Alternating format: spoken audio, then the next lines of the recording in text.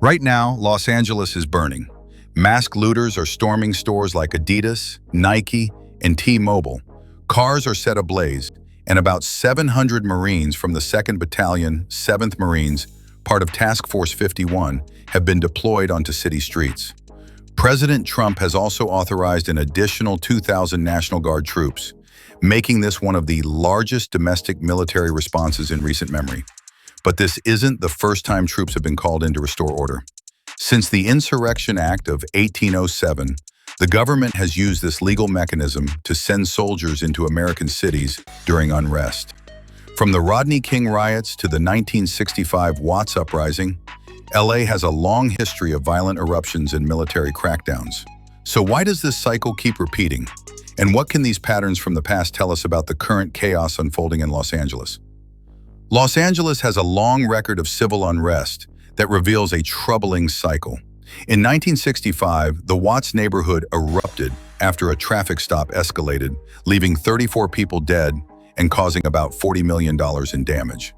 Decades later, the city faced another watershed moment, the 1992 riots, triggered by the acquittal of police officers in the Rodney King beating. That week of chaos resulted in 63 deaths and over $1 billion in property losses, a level of destruction that stunned the nation. The pattern is hard to ignore.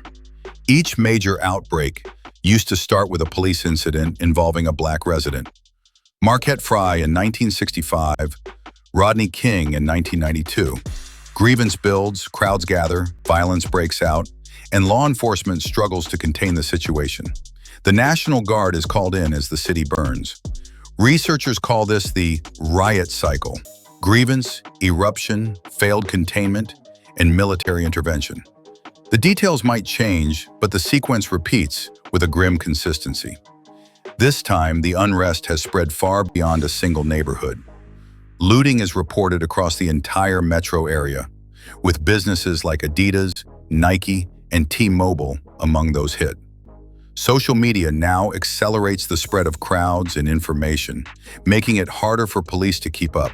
Yet the underlying spark has changed. Incidents of police violence, widely captured on camera, ignite outrage, and protests quickly spiral into chaos. Not anymore. Today, protests are organized and agitators spur the crowd on. Peaceful protests quickly become violent ordeals, with both rioters and police getting injured. It may be over ice this time, but the results are nothing new.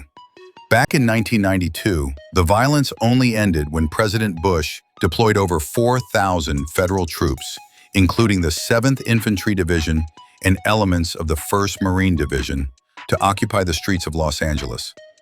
That move set a precedent for using active-duty military forces to restore order in American cities. Today, as similar scenes unfold, many wonder if history is repeating itself, and if the government will again turn to military intervention as a solution. Understanding how authorities have responded to unrest in the past helps explain what's happening now. But it also raises a bigger question. What gives presidents the power to send troops into American cities in the first place? Troops patrolling American streets might seem extraordinary, but it's a recurring response during times of crisis. On at least 7 notable occasions since 1900, presidents have deployed federal troops domestically to restore order when state authorities struggled to contain unrest.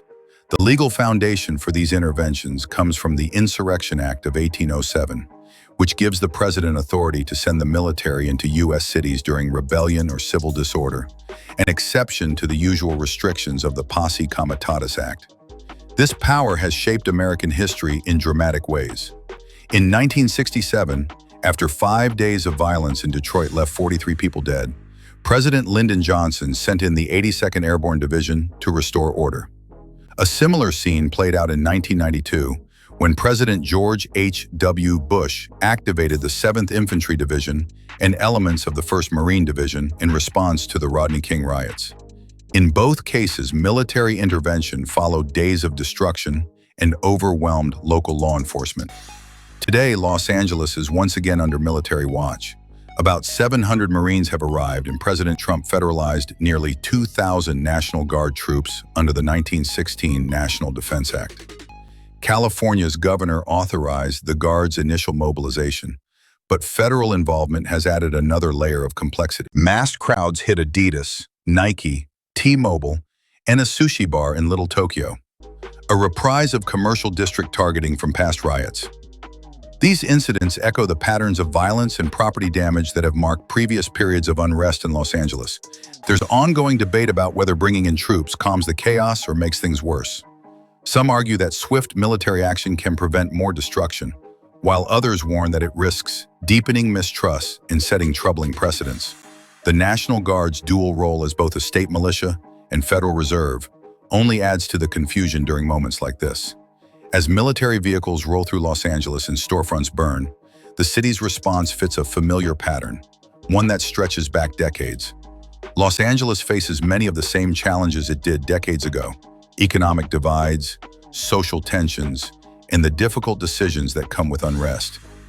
If you want more historical context on these cycles, subscribe to the channel or like this video if you value deeper insight into current events. Each new crisis brings the same core question: how will today's deployment shape tomorrow's city streets? The presence of troops forces us to consider the balance between public safety and civil liberties, and how government actions affect trust in our communities. What's your perspective on military involvement during civil unrest? Share your thoughts in the comments below. Your voice matters in this ongoing conversation.